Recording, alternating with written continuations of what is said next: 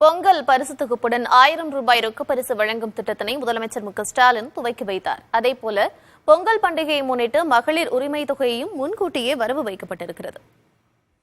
தமிழர் திருநாளாம் பொங்கல் பண்டிகையையொட்டி அனைத்து அரிசி குடும்ப அட்டைதாரர்களுக்கும் இலங்கை தமிழர் மறுவாழ்வு முகாம்களில் வசிக்கும் குடும்பத்தினருக்கும் 1 கிலோ பச்சரிசி, 1 கிலோ சர்க்கரை, முழு கரும்பு ஆகிய பொருட்கள் அடங்கிய தொகுப்புடன் 1000 ரூபாய் ரொக்க பரிசு வழங்கப்படும் என முதலமைச்சர் மு.க.ஸ்டாலின் அறிவித்தார். இதன் மூலம் 2,19,57,402 குடும்ப அட்டைதாரர்களுக்கு பொங்கல் பரிசு தொகுப்பு வழங்கப்பட உள்ளது. இதனால் அரசுக்கு 2,436 கோடி ரூபாய் செலவு ஏற்படும் என்றும் தமிழக அரசு தெரிவித்துள்ளது.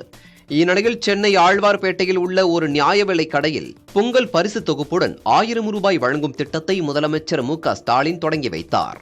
பொங்கல் பரிசு தொகுப்பாக 1000 ரூபாய் வழங்கியது தங்களுக்கு பெரிதும் பயனுள்ளதாக இருப்பதாக பெண்கள் முதலமைச்சருக்கு நன்றி தெரிவித்தனர். இதனிடையே பொங்கல் பண்டிகையை முன்னிட்டு பயனாளிகளின் வங்கி கணக்கில் மகளிர் உரிமை தொகை முன்கூட்டியே வரவு வைக்கப்பட்டுள்ளது.